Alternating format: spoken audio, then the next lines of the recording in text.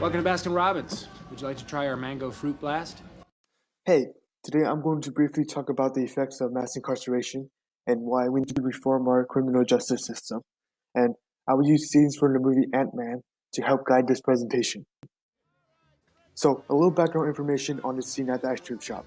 The main character, Scott Lang, was just released from prison and promised to lead a clean life by getting a job for the sake of his daughter.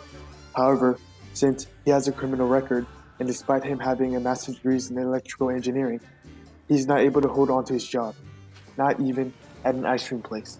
What's up? Yeah, and I gotta introduce you to some people, some really skilled people. Not interested. Yeah, right. No, I'm serious, man. I'm not going back. I got a daughter to take care of. You know that jobs don't come easy for ex-cons, right? Look, man, I got a master's in electrical engineering, all right? I'm gonna be fine.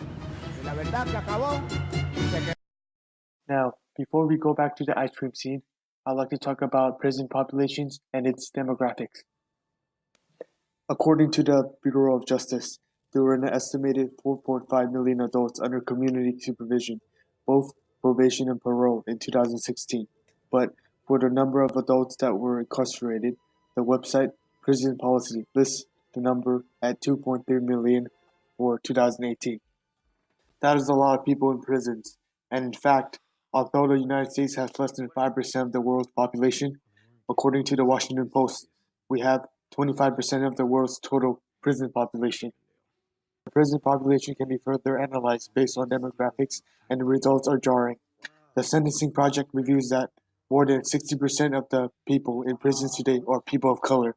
This figure translates to black men being 6 times as likely to be incarcerated as white men, and Hispanic men as 2.7 times as likely. These numbers don't correlate with the ethnic populations in the United States.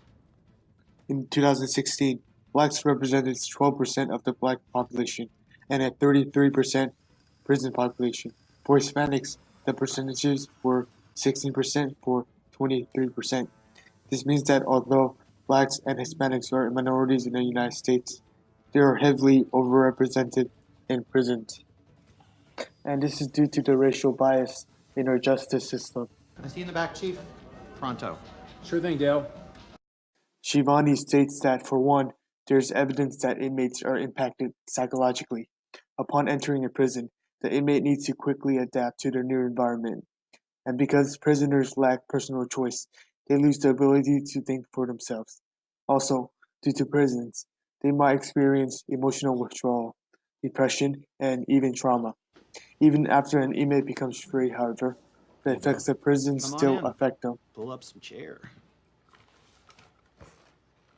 3 years at San Quentin, huh?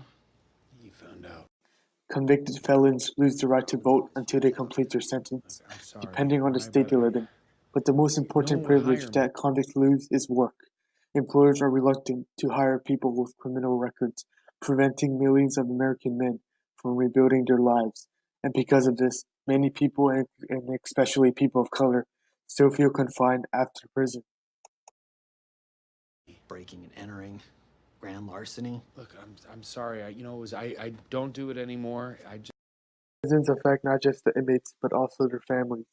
Children are at risk as they have experienced time away from a parent. One statistic indicates that children of incarcerated parents are 6 times more likely to be incarcerated themselves. Then there is the education and economic well-being of the child to think of.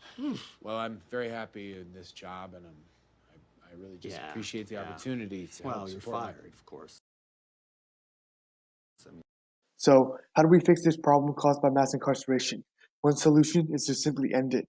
Because the U.S. has the highest rate of incarceration, we need to cut back on the number of people we send to prisons and the types of people we send.